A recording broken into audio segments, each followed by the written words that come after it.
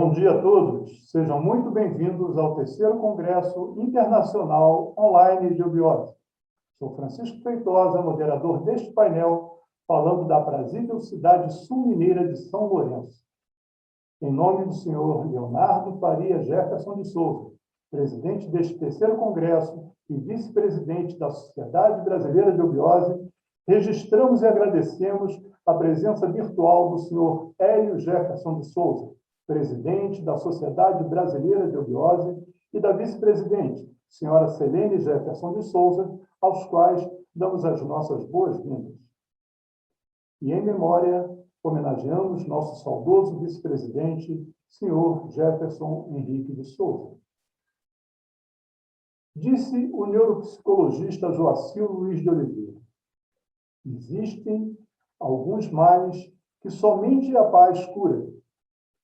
E é com esse pensamento de Joacil, e dentro deste contexto, que eu gostaria de apresentar a vocês o tema deste painel, intitulado Paz como Caminho para a Cura, que será apresentado pelo senhor Jefferson Silva, carioca, professor universitário, com formação em fisioterapia e especialização, mestrado e doutorado em saúde e reabilitação, com intercâmbio em diferentes cidades dos Estados Unidos. Nosso palestrante é o fundador e gestor do Instituto JS de Ciência, Saúde e Tecnologia no Esporte. É membro efetivo da Sociedade Brasileira de Eubiose há 23 anos, estando vinculado à representação de São Fidélis no estado do Rio de Janeiro. Paz como caminho para a cura, diga-se de passagem, um tema fascinante, versará por interessantes aspectos, como teoria da complexidade e os 7 saberes, sistema estelar, complexidade fisiológica e comportamental, os ritmos da paz, os grandes líderes da paz, neurociência e comportamento, dentre outros. Com a palavra, nosso palestrante, o senhor Jefferson Silva. Bom dia a todos.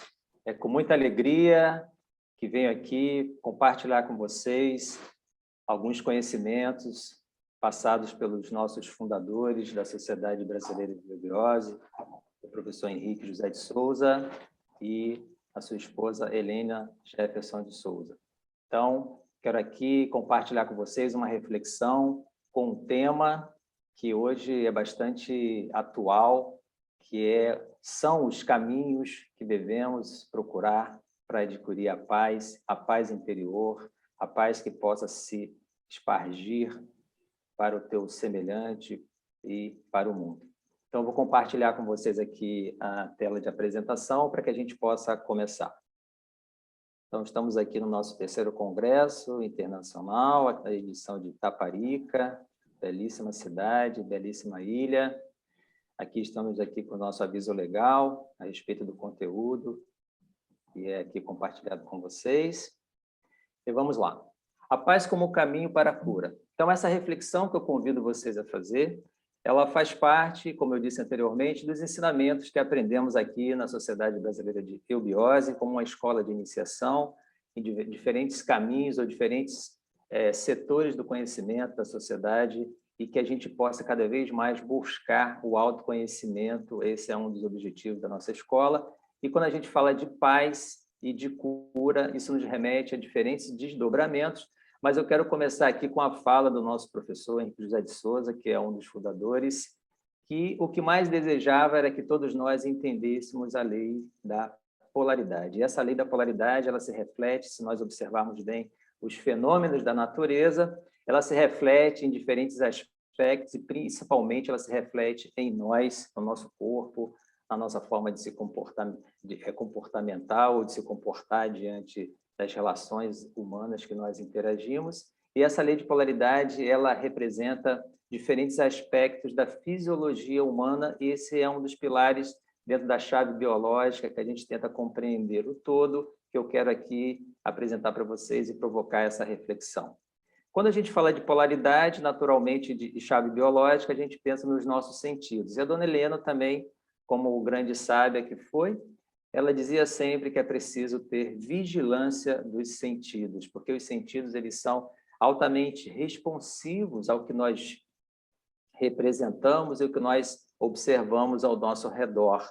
E essa essa capacidade de perceber, de sentir, né, de cheirar, de tocar, muitas vezes ela pode nos iludir em vários aspectos. E aí, na cultura oriental, fala-se muito da ilusão dos sentidos.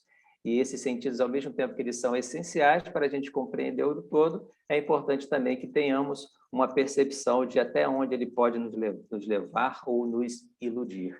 E a partir desse princípio fisiológico que nós tentamos entender a lei de polaridade dentro da trilogia escola, teatro, templo, que é um dos pilares que a gente tem como formação e orientação dentro da escola, dentro da sociedade, onde a escola, a gente absorve esse conhecimento para tentar aplicá-lo no dia a dia, pelo teatro, e exercitá-lo interiormente como uma eucaristia individual e coletiva. E tudo isso gera um autoconhecimento, e esse autoconhecimento ele está baseado, ele está fundamentado em 7 saberes ou 7 tônicas do conhecimento, que representam aqui as químicas de um modo geral, a arte, a ética, a política, a estética, a física, ligada à mecânica, a literatura, a filosofia e a teologia. E tudo isso a gente pode considerar como 7 saberes que são interconectados dentro de nós. E aí isso gera algo que a gente chama também de múltiplas inteligências. Todos nós temos esses saberes intrincados, conectados dentro de nós, e a partir dessa conexão, nós definimos também a sociedade, a eubiose, como ciência da vida. E essa ciência da vida, ela deve ser vivenciada pelo teatro da vida, pelo teatro das relações, diferentes setores que a gente atue nas nossas relações dentro da sociedade. Se nós formos levar esse conteúdo que praticamos e exercitamos, aprendemos dentro da eubiose, para o mundo acadêmico, como, por exemplo, o Edgar Morin, que fala dos 7 saberes, nós vamos ver que a conexão desses saberes estão diretamente ligados ao que ele diz aqui acima, que é organizar conhecimentos de modo que esses possam dialogar entre si e fazer parte da vida humana, como se formasse uma colcha de retalhos costurados com harmonia e perfeita combinação de cores. Isso mostra que a educação ou a formação que nós temos e buscamos, naturalmente ela possui esse intrincamento, essa conexão de saberes. E isso nós definimos também como a complexidade que a tudo envolve e que a tudo liga. É importante que a gente tenha essa interação para a gente poder entender onde nós vamos chegar para encontrarmos a paz e curar os males que afetam negativamente a nossa evolução, as nossas relações, o nosso trabalho, o nosso dia a dia. Portanto, se nós pensarmos do ponto de vista filosófico aqui sobre a luz de Edgar Morin, essa conexão desses saberes ela está diretamente ligada também à nossa forma de educar ou de educação. Hoje nós temos dentro da teoria aí da área tecnológica um conceito de sociedade 5.0 ou de sociedade inteligente. E isso é uma geração da indústria 4.0, que é ligada muito à robótica, à inteligência artificial, que mostra que tudo hoje está muito conectado. A quantidade de conexões que a gente tem de diferentes serviços, de diferentes saberes, de diferentes formas de interagir na sociedade, faz com que tudo funcione de maneira mais autônoma, de maneira mais sustentável e de maneira mais integrada. E tudo isso é um processo evolucional que vem desde lá da primeira Revolução Industrial, que a gente pode relacionar isso ao desenvolvimento da mecânica, depois a segunda ao desenvolvimento da energia elétrica, já em 1969 a automação e nos anos 2000 para cá a inteligência artificial, a robótica, a Big Data, ou seja, essa conjunção, essa integração de informações e de conteúdo que gerou também a evolução que a gente chama da sociedade 1.0, a 2.0, a 3.0, a sociedade 4.0, que está passando para a sociedade 5.0, que é essa sociedade inteligente, cujo o principal elemento é a nossa quantidade de informações que nós recebemos hoje, que nós precisamos filtrar para saber, de fato, até onde essa informação nos gera, de fato, algum benefício. A evolução da sociedade 4.0 para a sociedade 5.0 gerou uma sociedade mais inteligente, que a gente chama hoje de sociedade que possui um tripé, que é a sustentabilidade, a autonomia que gera qualidade de vida. Então, se nós pensarmos que tudo que nós sentimos, que tudo que nós pensamos, que tudo que nós realizamos tem um afetamento de quem está ao seu lado, de quem está à sua distância, porque tudo está muito conectado. Isso vai ao encontro de muitas falas do professor, que diz que nenhum ato, nenhum pensamento cai fora do tempo, do espaço, do universo. Ou seja, tudo que você pensa, sente e faz afeta o outro. E se você não está em paz com você mesmo, naturalmente você provoca uma desordem no todo e todo o sistema integrado fica alterado.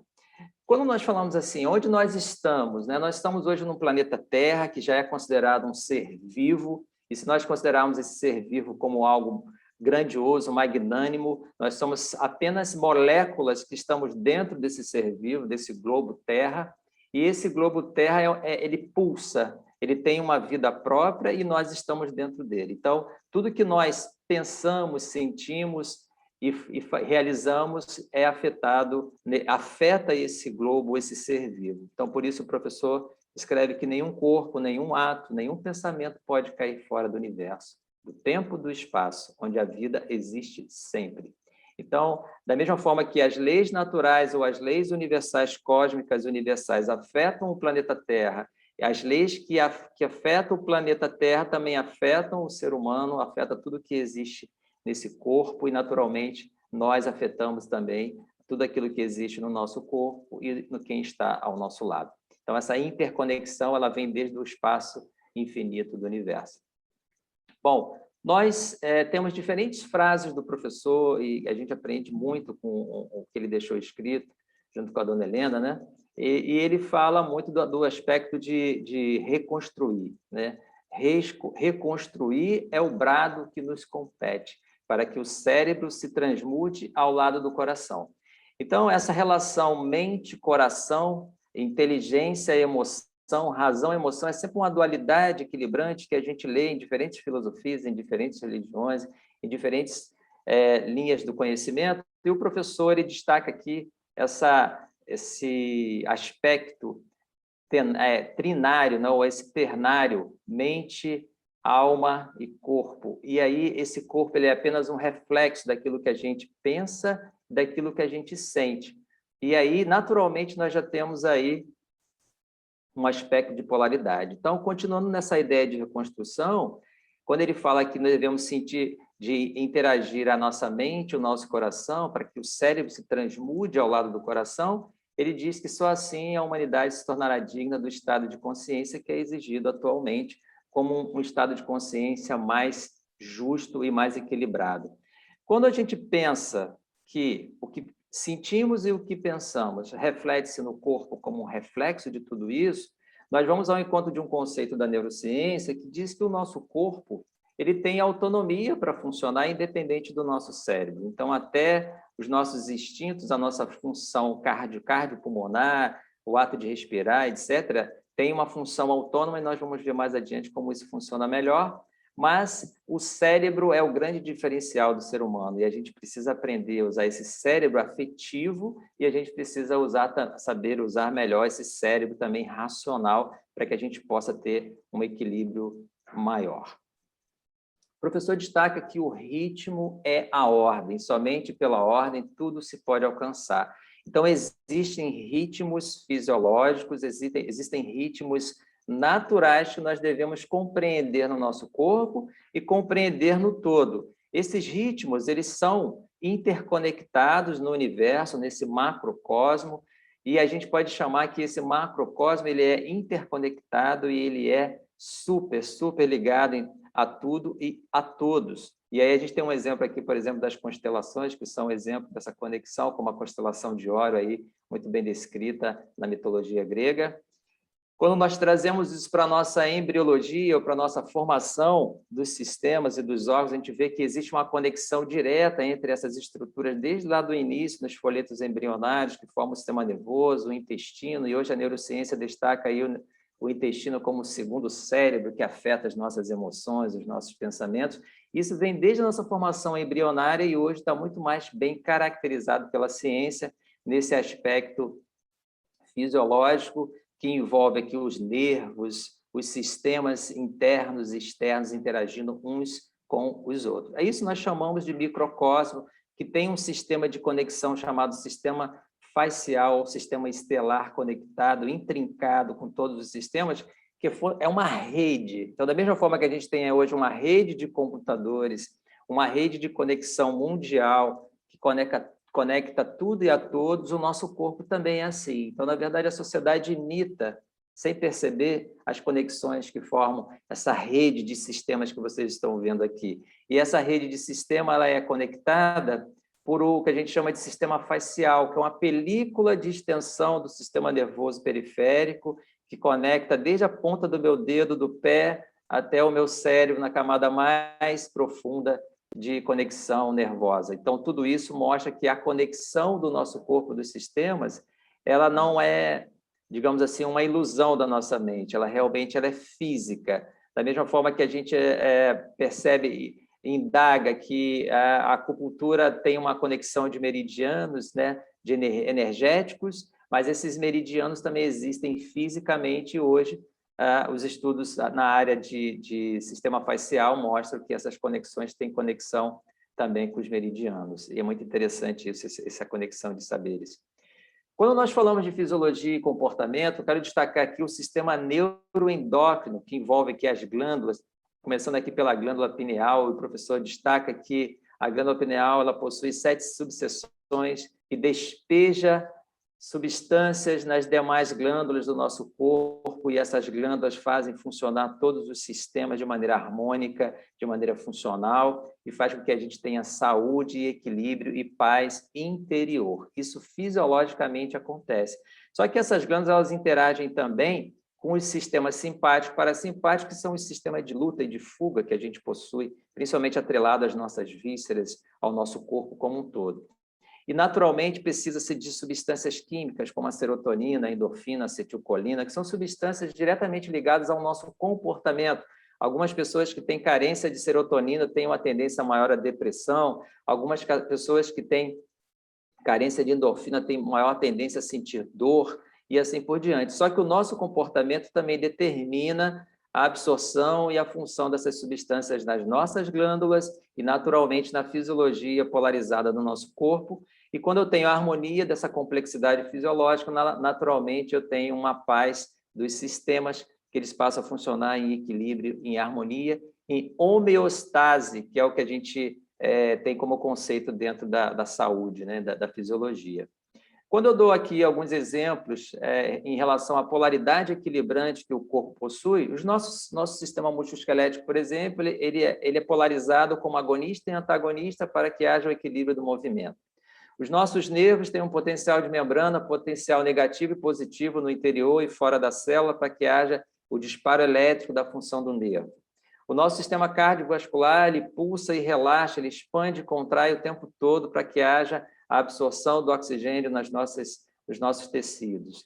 O nosso sistema nervoso, com as substâncias químicas, ele ativa e inibe a função por exemplo, de um músculo, ou ele ativa mais e inibe mais para que a gente possa ter uma contração por meio da acetilcolina. Todas essas funções fisiológicas, elas são polarizadas, só que elas são polaridade equilibrante. Sem essa polaridade, não existe o equilíbrio funcional. E isso é muito interessante. Isso gera harmonia e isso gera um ritmo fisiológico. Quando eu tenho essa harmonia, esse ritmo fisiológico, eu tenho o que a gente pode chamar de cura dos sistemas. Eu tenho uma cura do funcionamento que gera saúde. Portanto, é importante que a gente saiba o seguinte: se eu estimulo o meu corpo a funcionar fisiologicamente com ritmo, com harmonia, com melodia, naturalmente a tendência é que eu tenha de não desenvolver nenhum tipo de doença e não uma desordem fisiológica. É importante ressaltar que, não quero aqui dizer para vocês que essa busca da harmonia fisiológica, etc., por diferentes caminhos, ela vai tirar você da necessidade de usar uma medicação, de usar qualquer tipo de tratamento para equilibrar o seu corpo. Não, cada caso tem o seu contexto, mas nós estamos aqui falando da fisiologia do nosso corpo como algo harmônico. Quem somos nesse universo infinito, nesse macrocosmo infinito? Somos um microcosmo cheio de centros de energia que se conectam entre si no nosso corpo, são os 7 chakras, os centros de energia das articulações dos membros inferiores, os centros de energia das articulações dos membros superiores, tudo isso muito conectado, interconectado. Então, aquele macrocosmo conectado, ele é reflexo, nós somos o reflexo dele, como microcosmo aqui, interconectado por um sistema chamado sistema facial. Então, hoje, do ponto de vista dos métodos de investigação científica, a gente já sabe que esse tecido facial ele é um grande sistema sensorial que liga tudo e todos. Então, quanto mais fluente, quanto mais harmônico tiver esse sistema, mais os meus subsistemas vão funcionar fisiologicamente de forma equilibrante. O professor dizia o seguinte: quem souber colocar sua inteligência ao lado do coração alcançará na Terra as maiores alturas. Então, mais uma vez, ele coloca a dualidade cérebro, razão, coração e emoção para que a gente pense. Quando a gente fala nisso, a gente volta a pensar aqui no sistema simpático e parasimpático. Estes sistemas, também conhecido como sistema de luta e de fuga, eles são feitos para a nossa sobrevivência. Porém, determinadas pessoas são tão assim aguerridas ou tão hiperativas ou tão assim aceleradas que elas ligam demais aqui o sistema simpático, e isso pode gerar uma certa desordem funcional das minhas vísceras, onde o sistema parasimpático ele precisa ser mais ativado, ele precisa ser mais estimulado.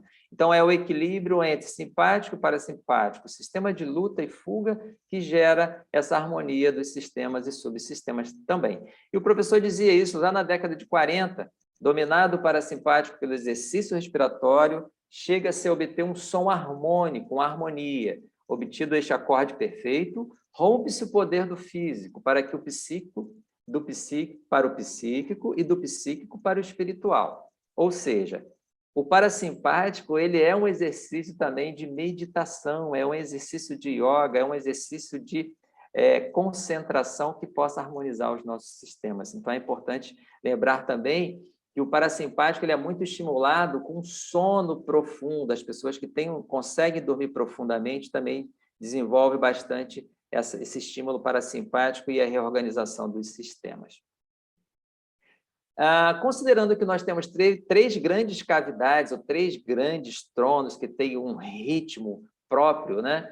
Eu volto à frase aqui do professor que o ritmo é a ordem. Então, quando essas 3 grandes cavidades, crânio, tórax e abdômen pélvico, estão em equilíbrio de ritmos, nós estamos em paz com os nossos mecanismos fisiológicos, e esses mecanismos fisiológicos geram cura, geram autorregulação e autocura dos sistemas que ali estão interagindo.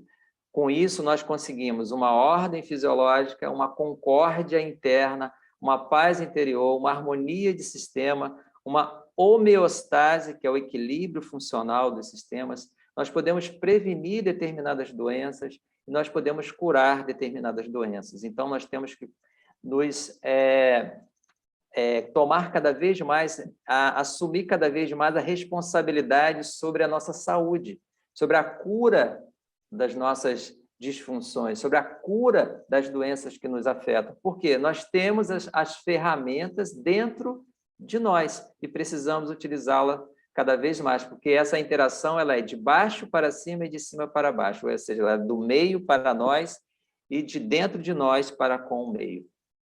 Eu quero destacar aqui 3 grandes ritmos. O ritmo crânio-sacral, que desenvolve aqui o funcionamento do líquor, que é aquela substância que é produzida no interior do nosso crânio e que harmoniza o nosso sistema nervoso. O ritmo respiratório, que tem aqui o nosso fluido, o hálito divino que nós respiramos, né? A nossa respiração que absorve o prana, e o ritmo cardíaco aqui, que envolve a produção e a circulação do sangue, a renovação dele, nutrindo as nossas células a cada dia que respiramos, a cada dia que pulsamos o nosso coração. Destacando aqui que Pensamentos, sentimentos e ações são determinantes para o equilíbrio desses ritmos, e o equilíbrio desses ritmos gera uma paz. O equilíbrio desses ritmos gera uma cura de muitos problemas. Isso pode ser feito como um autoestímulo ou pode ser feito também com um estímulo terapêutico. Tudo isso a gente pode destacar, por exemplo, com a meditação, a prática da meditação, a prática da yoga, que são exercícios que nós aprendemos também aqui dentro da sociedade, gradativamente, à medida que a gente conhece o nosso corpo, vai se autoconhecendo, a gente vai praticando diferentes yogas, diferentes formas de meditação individual e coletiva, mas quero destacar também que uma oração, uma prece, ou mindfulness, que é o poder da concentração, o foco, que é uma técnica muito desenvolvida hoje no Ocidente, tudo isso pode gerar o equilíbrio desses ritmos e a gente encontrar a paz fisiológica e a paz interna. Existe também a teoria do cérebro trino, que eu trago aqui a frase do professor, sentir com a mente e pensar com o coração. Então, quando nós pensamos nesse cérebro trino, nós pensamos que há uma integração aqui entre os nossos instintos no cérebro reptiliano, primitivo, no nosso afetivo emocional, que é o meio do cérebro, e no nosso córtex cerebral. Então, é a interação dessas três estruturas consideradas assim, destaque do nosso cérebro, que vai gerar um comportamento fisiológico de harmonia, de paz interior e que, naturalmente, vai gerar mais cura dos problemas que nós temos. A neurociência destaca aqui o que se ganha com o córtex cerebral, o que se ganha com uma capa cerebral, ou essa região mais superior aqui do cérebro, quando a gente adquire isso na evolução humana em relação aos outros seres. Nós temos aqui embaixo uma regulação do corpo que ela é instintiva, ela é natural, e nós temos aqui em cima uma integração dessas estruturas que gera o quê? O que a gente chama de inteligência operacional. A inteligência operacional é a ação, né? Não é aquela inteligência de acúmulo de conhecimento, de acúmulo de informação. Ela tem maior complexidade, ela gera flexibilidade, então ser flexível é ser mais ou ser inteligente, criatividade e inovação, comportamento adaptativo entre o passado e o futuro, para que a gente entenda melhor o presente. A gente tem uma internalização da mente alheia, que é o que a gente pode chamar de empatia, que é se colocar no lugar do outro, sentir o que o outro está sentindo. O nosso cérebro tem essa capacidade. E cultura que transcende o indivíduo, ou seja, tudo isso gera uma transformação, uma evolução. E aí eu lembro aí de uma frase também que nós temos na eubiose, que é realização por meio do caráter e da cultura, que a neurociência hoje traz também a cultura como um ponto-chave para a evolução da inteligência humana.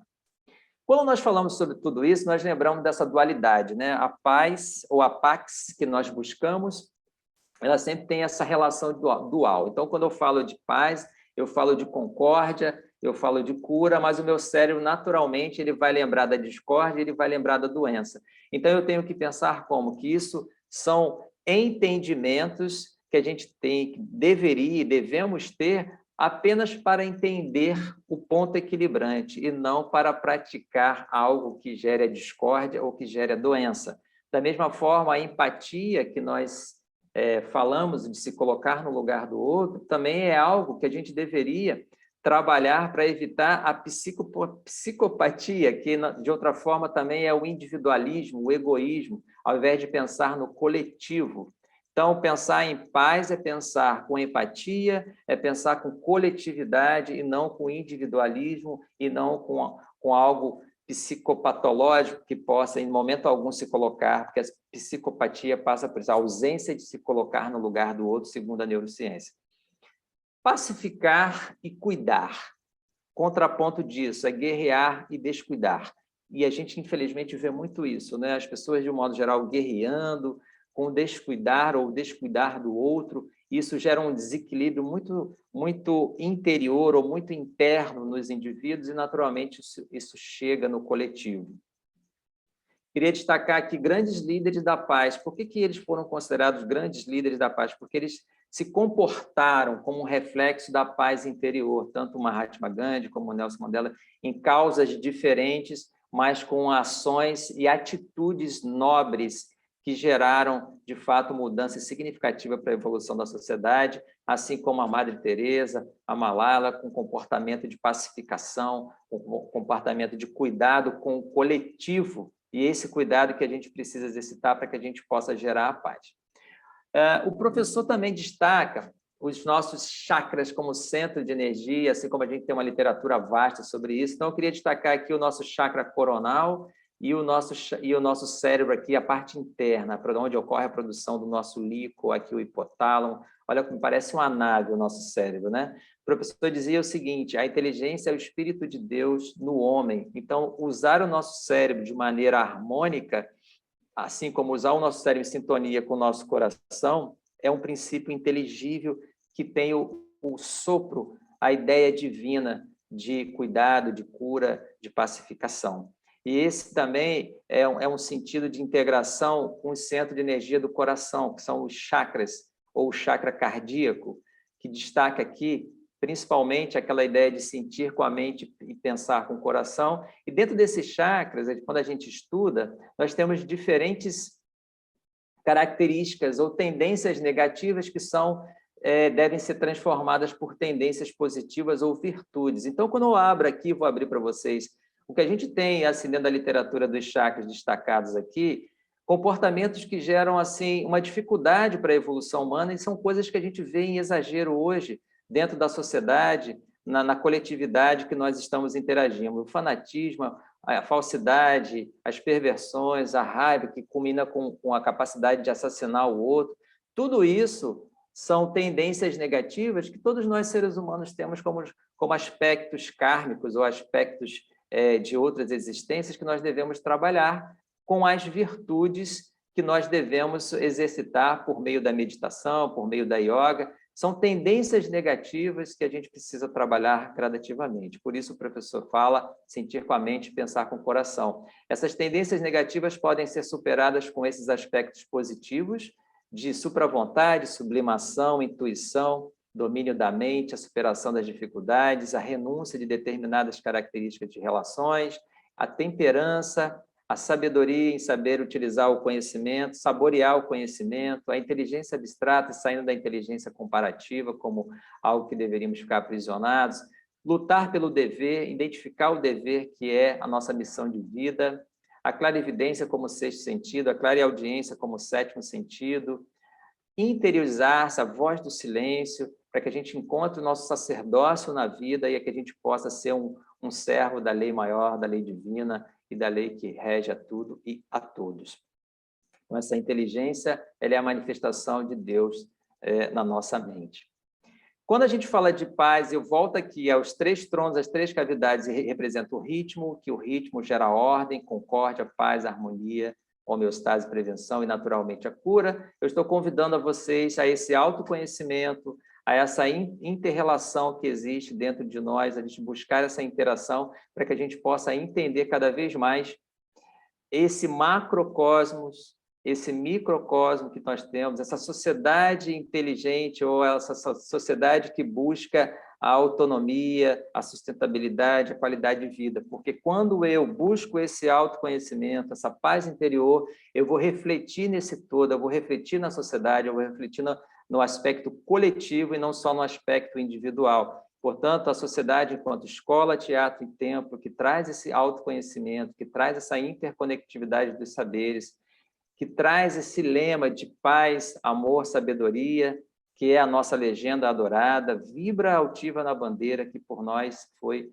desfraldada. Eis que um novo ciclo avança. E esse novo ciclo é uma nova forma de pensar, de agir e de pensar no coletivo. E o professor e a dona Helena ensinaram muito isso para a gente, para que a gente pudesse ter uma mente cada vez mais equilibrada com a alma, com o corpo, com os 7 saberes que envolvem as diferentes características da alma e essa polaridade equilibrante, que nada mais é uma ação superando a inação, a realização do caráter, a realização através do caráter e da cultura, para que a gente transforme essa vida-energia em vida-consciência, ou seja, caracterizar cada vez mais um estado de consciência onde a transformação ela vai ser por meio do caráter e da cultura. E esse comportamento ele tem que gerar uma ideia pacificadora, ele tem que gerar uma pacificação coletiva, ele tem que gerar uma harmonia entre as pessoas, para que a gente possa cada vez mais ter uma sociedade equilibrada, uma sociedade que gere bons frutos para as novas gerações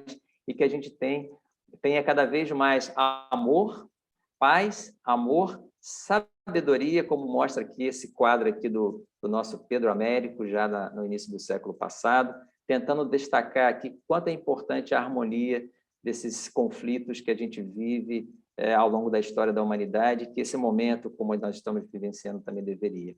Eu quero aqui destacar aqui uma imagem da Dona Helena, a fundadora da Eubiose, desejando aqui paz para todos aqui por meio dessa ação, dessa pomba do Espírito Santo, e agradecer o meu obrigado aqui pelo vocês estarem aí me escutando durante esse período aí que já vai para uns 40 e poucos minutos. E assim eu encerro e fico aguardando as perguntas que vocês tiverem. Obrigado. Depois dessa bela apresentação, selecionamos 3 perguntas que o nosso palestrante passará a responder. Considerando que o mundo hoje está todo conectado, o que você considera como essencial para ajudarmos a promover a paz? Bem, Feitosa, a gente vive um momento ímpar na história da humanidade, né? Parece que os conflitos eles aumentam cada vez mais e todos nós desejamos essa paz mundial, essa paz entre as nações, essa paz entre a sociedade, né? Então, dentro de tudo que a gente aprende, que a gente estuda dentro da sociedade e que o professor nos revelou, ele fala muito da importância da gente ter esse autoconhecimento, o conhecimento não só das leis que regem os universos, mas também que rege esse microcosmo que somos nós. E cada vez mais que a gente se conhece, a gente consegue se colocar no lugar do outro e consegue entender que o meu comportamento, o meu autoconhecimento, que gera um comportamento melhor de relação com as pessoas, mas primeiro com você mesmo, ele vai gerar uma paz que se expande para onde você vive, para onde você projeta a sua mente, para onde você projeta os seus pensamentos, as suas emoções. Então, esse autoconhecimento que as escolas de iniciação, como a Sociedade Brasileira de Eubiose, promove e hoje expande cada vez mais via online, via presencial, faz com que a gente busque essa paz interior, conhecendo, como diziam as grandes tradições lá histórica que a gente vê principalmente na Grécia, homem, conhece-te a ti mesmo, e aí vem uma complementação em ti mesmo, como diz a nossa amiga Mara, né? Eu não lembro agora o autor que cita isso, mas esse autoconhecimento, o homem conhece-te a ti mesmo, em ti mesmo, faz com que a gente possa colaborar um cadinho, né? Um cadinho, cada um de nós promovendo a paz interior, expandindo pelo coletivo e chegando nessa paz mundial.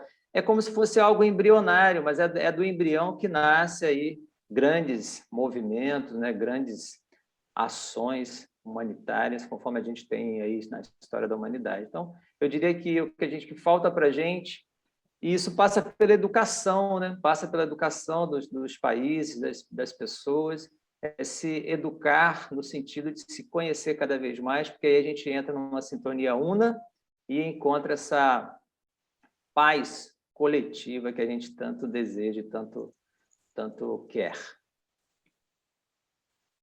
O professor Henrique José de Souza, fundador da Sociedade Brasileira de Eubiose, escreveu muito sobre o que somente hoje a ciência está desvelando. O que você atribui a isso? Bem, o professor Henrique José de Souza e a sua esposa, Helena Jefferson de Souza, eles fundaram a Sociedade Brasileira de Eubiose porque, na verdade, eles tinham uma grande missão, trazer à luz desse novo ciclo, que a gente chama de ciclo, e tantas outras escolas também reconhecem isso, que é o ciclo aquariano, que é um momento ímpar de um novo estado de ser, um novo estado de agir, né? E isso começa pelo autoconhecimento e, naturalmente, os dois tinham uma grandeza, né? Um diferencial na sua consciência espiritual, e nós reconhecemos isso como anunciadores de um novo estado de consciência, de um novo estado de ser, um novo estado de agir. E o professor Henrique, junto com a sua esposa, nos revelaram isto, e várias coisas que a gente consegue acessar e estudar no seu manancial de conhecimento que ele deixou, escreveu demais para todos nós. Exemplos, a gente pode citar que na década de 40, nos seus livros que são de domínio público, ele já falava da necessidade da gente controlar a nossa ansiedade, porque a ansiedade era um dos males que afetava o nosso sistema autoimune. E hoje, diferentes ramos da ciência, principalmente a neurociência, explica que, por mecanismos diferentes fisiológicos, que realmente o comportamento da ansiedade, que está lá no meio do nosso cérebro, na ínsula mais precisamente, hoje já é revelado isso pela ciência, ela faz com que a gente deixe o nosso sistema imune vulnerável a diferentes doenças. Então, uma hiperatividade do simpático, que é o sistema de luta, e aí a gente volta de novo à questão do comportamento de guerra que a gente vive, social, isso diminui a tua resposta imune e, naturalmente, vai deixar você vulnerável a diferentes doenças. Então, o professor, na década de 40, revelou isso pela grandeza espiritual que ele tinha, que a gente reconhece e que hoje a ciência desvela de uma forma diferente, porém ele sem nenhum método, sem nenhum modelo experimental, pela visão à frente, né? A capacidade de ver além, espiritualmente falando, nos revelou tantas coisas como essa referente à saúde. Então a grandeza está por aí, está por essa grandeza espiritual que os dois nos revelaram e está aí de acesso a toda a população. A humanidade atravessa um dos momentos mais difíceis de sua história, onde o reconstruir se tornou prioridade. Em meio a essa turbulência, como buscar na prática essa paz tão necessária para a cura de todos os males? Bem, a prática a gente pode citar diferentes exemplos. A gente buscar aí dentro da cultura oriental e hoje também na cultura ocidental, nós vamos encontrar diferentes referências, não só da nossa escola aqui na Sociedade Brasileira de Obiose, e de outras escolas também, como a prática de yoga, de meditação e de autoconhecimento naturalmente. Então, à medida que você exercita ou pratica um momento de maior consciência de você mesmo, você começa a mexer, a transformar as suas atitudes. Então, o que a gente precisa, a gente tem diferentes filosofias, diferentes linhas do conhecimento que falam muito do amor, que falam da paz, né, que falam da concórdia, mas a gente precisa colocar isso em prática, né? Então, assim, numa visão cidadã, de minha parte, eu diria que, por tudo que a gente aprende, o que falta para a gente é a ação, é uma ação mais construtiva. Quando o professor fala que reconstruir é o brado que nos compete, então precisamos mudar as nossas atitudes, senão a gente vai ficar aquela biblioteca de conhecimento, de todas as linhas do conhecimento, que está tudo conectado, mas sem as ações construtivas e reconstrutivas que nós precisamos. Isso eu falo por mim também, não estou me colocando aqui no degrau acima de ninguém, porque é o dia a dia que vai ensinando a gente a rever as nossas ações, rever as nossas atitudes, para saber se o que a gente está aprendendo dentro de uma escola de iniciação, ou dentro de uma faculdade, ou dentro de qualquer outra linha do conhecimento, se isso está promovendo mudanças. Então, o que falta são mudanças, né? E a gente tem uma inércia muito grande, né? O ser humano tem uma inércia muito grande que nós precisamos vencer diariamente, diuturnamente. Não é na hora que a gente senta para meditar, para fazer nossa yoga, isso não é difícil. Mas a hora que a gente está no dia a dia, das nossas relações de trabalho, nas nossas relações de estudo, nossas relações sociais, é nesse momento que a gente precisa mudar. E essa mudança só virá quando nós mudarmos coletivamente, individualmente e coletivamente. Então, eu acredito que o que falta é mudar a nossa atitude, porque conhecimento, todos nós hoje temos acesso e podemos adquirir. Então, eu diria que é a atitude. E aí eu quero aqui dar o exemplo aqui do nosso vice-presidente, que nos deixou recentemente. Quero dar o exemplo dele, né, que foi uma vida inteira pautada nas atitudes, né, e não nas teorias. Filho do professor, seu Jefferson Henrique de Souza, meu xará, né, Jefferson, a vida foi pautada por quê? Por ações, né? Então, eu quero aqui agradecer as suas atitudes, a sua colaboração, o seu trabalho todo junto e à frente da sociedade, na presidência da sociedade, que nos deixou recentemente, mas que, por exemplo, é o que falta, né? Pessoas assim, que tenham atitudes diferentes para que o mundo seja diferente. Então, é isso que a gente precisa. José, tens a palavra para suas considerações finais. Bem, eu quero mais uma vez agradecer a todos que estão aí do outro lado, né, nos ouvindo, essas reflexões, e que esse encontro que nós tivemos, ele sirva de alguma forma para que vocês saiam desse momento um pouquinho diferente, né? Que haja pelo menos uma pequena reflexão para que se torne cada vez maior dentro do que a gente expressou aqui, do nosso conhecimento, da nossa vivência.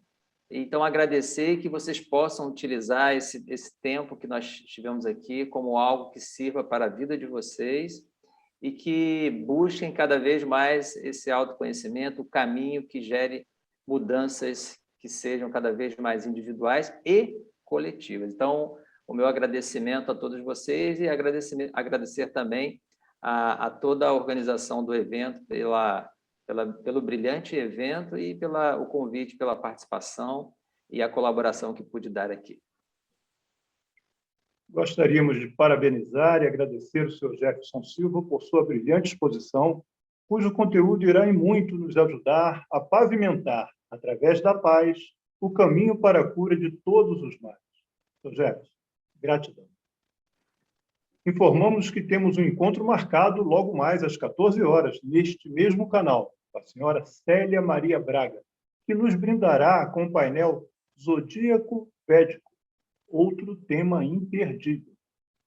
O e-mail de contato deste terceiro congresso é esse que aparece na tela, através do qual estaremos ao inteiro dispor.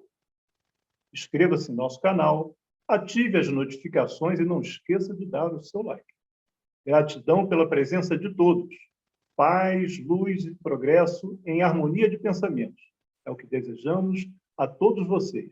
Até breve.